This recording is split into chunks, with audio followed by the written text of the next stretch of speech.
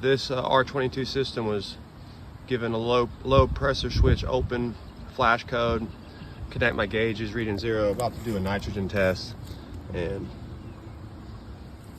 here we go. Let's see what we find here. You can hear it.